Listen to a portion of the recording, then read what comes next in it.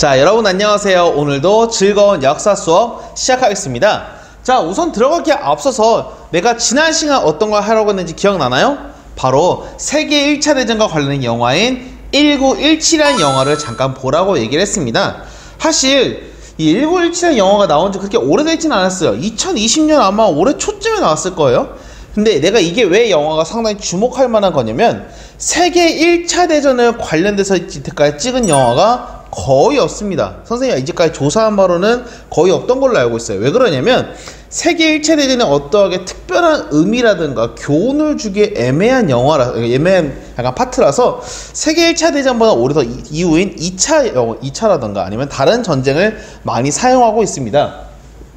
그렇다면 선생님 이게 별로 안 중요하나요? 아니, 그게 아니라 세계 1차 대전이 상당히 흥미거리가 많음에도 불구하고 아직까지 주목을 받지 못했지만 이번 내용에서 보게 되면 세계 대전이 상당히 의미가 있던 전쟁이었구나, 또한 얼마나 많은 역사를 바꿨던 전쟁이구나 하는 것을 알게 될 겁니다. 그래서 여러분은 교과서는 170페이지와 171페이지부터 쭉 내용을 진행해 보도록 할 거고, 여러분의 사전 지식이 있든 사전 지식이 없든 간에 부담을 갖지 말고 전쟁의 원인이라든가 배경과 그리고 과정, 그리고 나중에 어떠한 영향을 미쳤는지 그런 과정들을 쭉 살펴보도록 하겠습니다. 자, 그럼 내용을 같이 한번 살펴보도록 할게요. 자, 우선 잠깐 여기 사진을 좀 띄워놨는데 여기 나와 있는 것처럼 월드워, 세계 전쟁이라는 표현이 처음으로 타이틀이 붙은 전쟁입니다.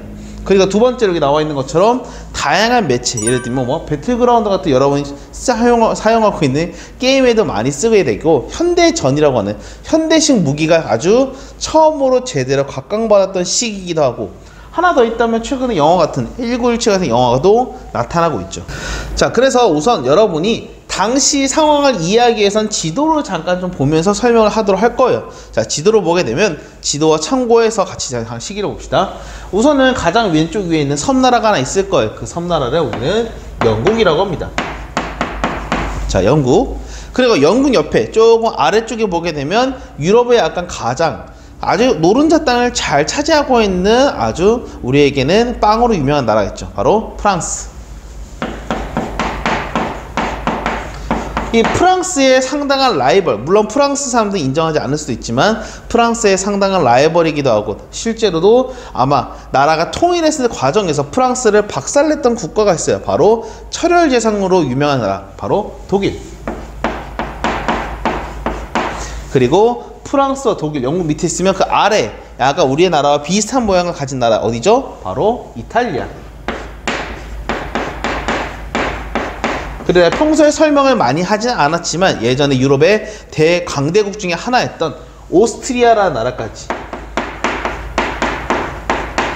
이렇게 유럽은 총 구성되었다고 생각하면 될 거예요. 물론 중간중에 다른 나라도 있긴 하지만 당시에 유럽에서 가장 강했던 국가가 어디냐면, 물론 여러 국가가 있지만 그래도 요 프랑스라는 국가가 상당히 강해요. 그리고 또한 영국도 강하고.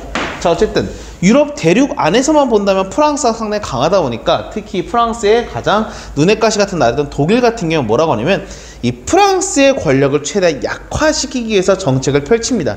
그래서 여러분 저번에 말했던 철과 피로 유명했던 제상 비스마르크가 어떻게 하냐면 서로 다 동맹을 맺어, 어느 정도 약간 팀을 맺어가지고 요 프랑스라는 나라가 더욱더 성장하지 못하도록 약간 견제하는 정책이 유럽 19세기 전반에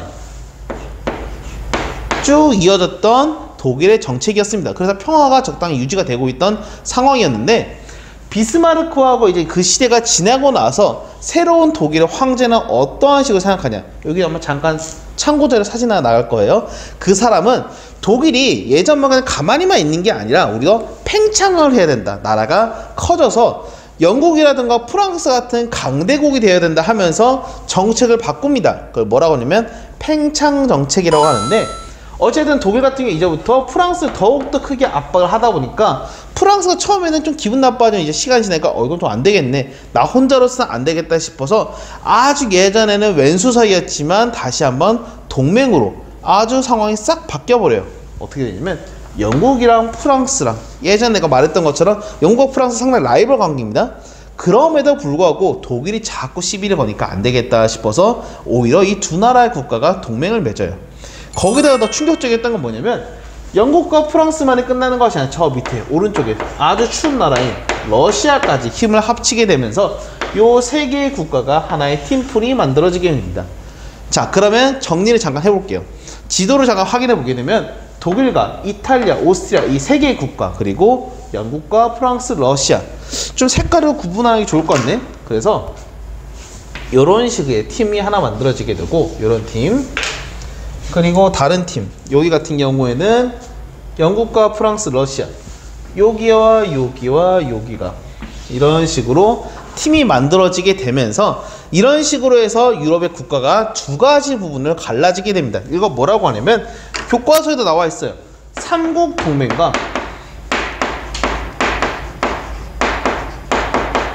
똑같은 삼국 협상이라고 하는데, 아마 내 생각에는 동맹이라는 게 제가 먼저 지었던 게 동맹이라고 했고 나중에 협상을 하는데, 독일과 오스트리아, 이탈리아 이 세 개를 합쳐서 삼국 동맹이라고 하게 되고, 영국과 프랑스, 러시아를 삼국 협상이라고 하게 됩니다. 그래서 이렇게 유럽은 두 가지로 크게 잠시 구분이 되었던 시기이기도 해요.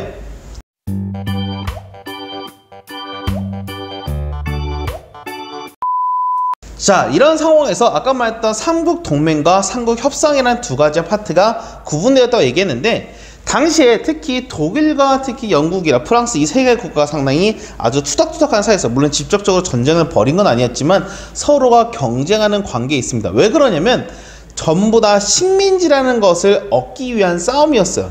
특히 그 당시에 제일 유럽에서 강했던 하나의 영국이라는 나라가 당시 카이로, 이집트의 카이로, 그리고 인도의 콜카타, 그리고 마지막에 있는 이제 아마 그 지역이 케이프타운인가 그럴 거예요. 이 세 개의 지역을 하나를 삼각형으로 쫙 그어서 뭐라고 하냐면 이렇게 말해요. 영국에서는 나는 이 지역을 중심으로 해서 나는 새 세상을 지배하겠다. 3C 정책이라는 걸 내세웁니다. 이 C라는 것은 앞에 수도를 다 따르는 건데, 콜카타라던가 아니면 케이프타운이라던가 아니면 카이로, 이 다음보다 C로 시작하기 때문에 세 개의 C가 모였다 해서 3C 정책이라고 해요. 그래서 이거를 비슷하게 따라한 독일이 어떻게 하냐면, 독일 같은 경우에는 난 우리처럼 영국처럼 안 하겠다. 그래서 어떻게 하냐면 베를린, 수도를 중심으로 해서 베를린, 그리고 터키에 있는 비잔티움 쭉 내려서 이제 바그다드까지 세 개의 B로 시작하는 도시들을 엮어가지고 철도라는 걸 좀 연결해서 우리는 거기 중심으로 식민지라든가 나라를 만들겠다는 식으로 해가지고 이 두 개 국가 맞불을 붙게 돼요. 그래서 영국 같은 경우는 좀 더 스케일이 크게 뭐 다른 나라 지역을 차지했다면, 독일 같은 경우는 유럽 내에서 그리고 가까워 있는 그리스라든가 중동 지역으로 자꾸 영향력을 펼치게 되면서 조금씩 팽창하게 됩니다. 당연히 팽창이 한쪽하고 또 한쪽도 팽창하면 부딪힐 수밖에 없잖아. 나중에 전쟁을 벌어지게 되는 단초가 되기도 하게 되죠. 그래서 이런 상황에서 영국과 독일의 충돌을 넘어 또 다른 충돌이 뭐가 있냐면, 사실 이 두 가지 사건이 더 중요해요. 아마 세계 1차 대전의 가장 직접적인 사건들이 아닐까 싶은 두 가지가 뭐였냐면, 제일 첫 번째로는 모로코 사건이라고 합니다.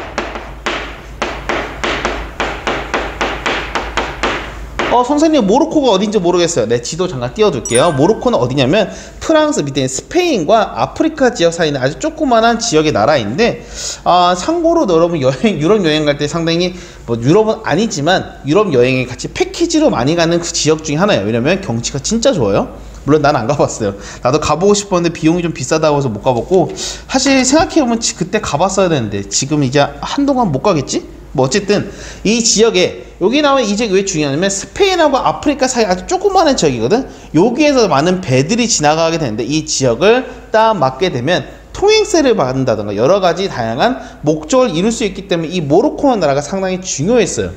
그래서 이 모로코를 누가 차지했냐면 프랑스가 차지했었는데, 독일이 갑자기 태클을 건 거야. 왜 너네만 거길 가지냐? 나도 가질래. 그래서 들어눕게 거지. 그래서 프랑스는 아니 예전부터 원래 우리가 가져가게 했는데 왜 갑자기 헛소리 하면서 프랑스와 독일이 투닥투닥 하게 됐는데, 이때 프랑스의 편을 들어줬던 나라가 어디냐면 영국이에요. 물론 이제 프랑스의 손을 들어준 영국에 대해서 독일이 상당히 화가 나고 짜증이 났겠지만 직접적으로 싸울 수는 없으니까 마음으로 분은만 사귀었던 사건이 바로 모로코 사건이었어요. 두 번째가 뭐냐면, 당시 여러분 지도를 잠깐 보게 되면 되게 복잡하게 나와 있는, 교과서 되게 복잡한 지역이에요. 실제로 역사도 무지무지하게 복잡합니다. 그래서 우린 중학교 수준에서는 이거를 자세하게 다루진 않지만 간단하게 지역 명칭 정도는 기억해요. 발칸 반도라는 지역이에요. 지금도 역사적으로 상당히 분쟁이 많은 지역인데 이 발칸 반도, 그리스부터 시작해서 뭐 루마니아라든가 아니면 세르비아, 그 외에는 보스니아 같은 수많은 나라들이 있는데 이 지역에서 두 가지의 민족이 많아요. 발칸 반도 분쟁이라고 하는데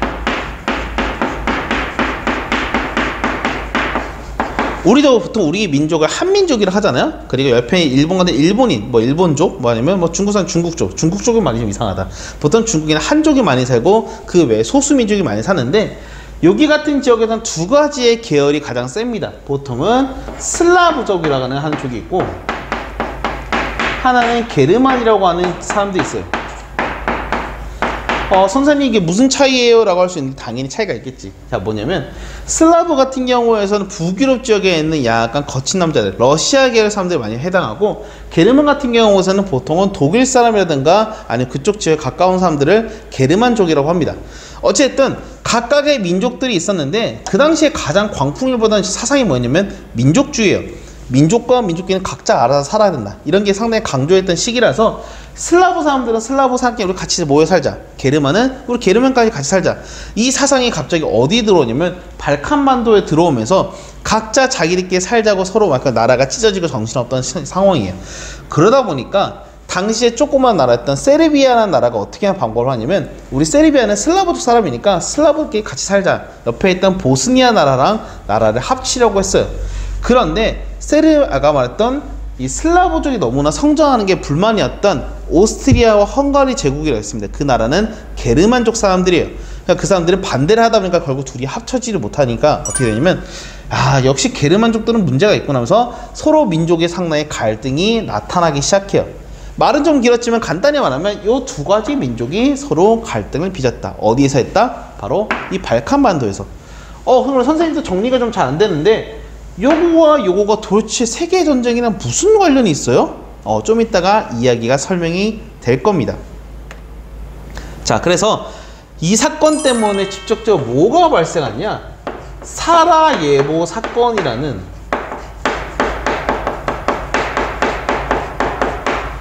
당시에는 상당히 충격적이었던 사건이었어요. 이게 뭐냐면 당시에 세르비아, 아까 말했던 세르비아라는 사람들은 슬라브족이에요. 그 사람들이 보스니아랑 합치고 싶었는데 당시에 있던 오스트리아라는 나라,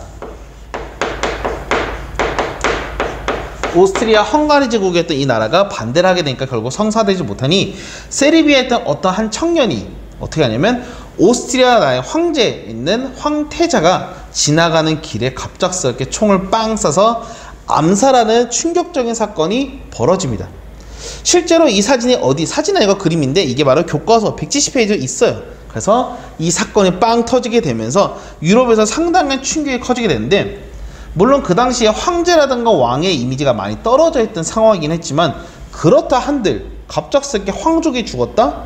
상당히 충격을 가진 수밖에 없는 사건이지. 우리나라 막 고종이라든가 고종 밑에 순종 같은 이제 임금이 갑작스럽게 사살을 당했다고 생각해봐요. 아마 당시에 우리나라 시민들이 가만히 있지는 않았을 겁니다.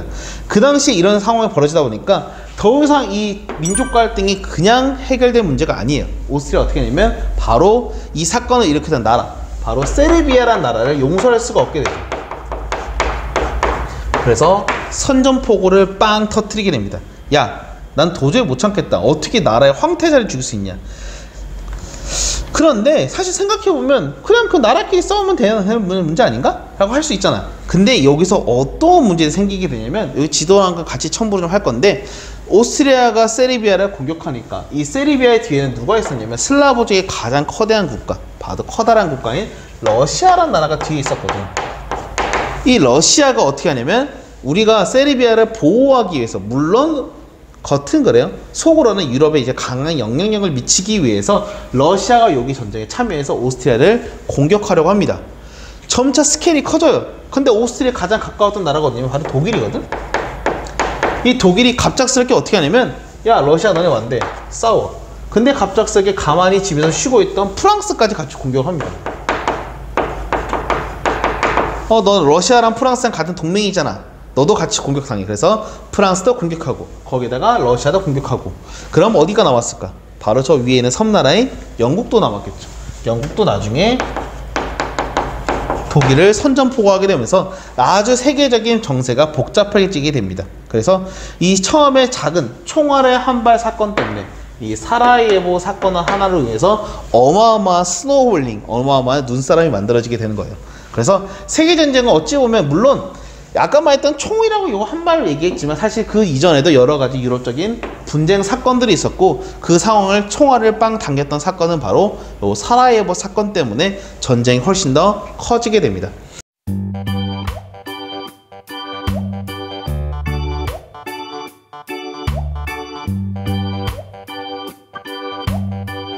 세계적으로 많은 수많은 국가들, 유럽의 국가들이 아주 광풍이 불었고 선생님 생각해보면 유럽 전쟁이잖아요. 할 수 있잖아. 근데 유럽에서만 끝난 것이 아니라 이 유럽의 프랑스라든가 영국이라든가 이런 나라들의 수많은 식민지들도 이 전쟁에 참여할 수밖에 없었기 때문에 세계 전쟁이라는 타이틀을 갖게 된 거예요.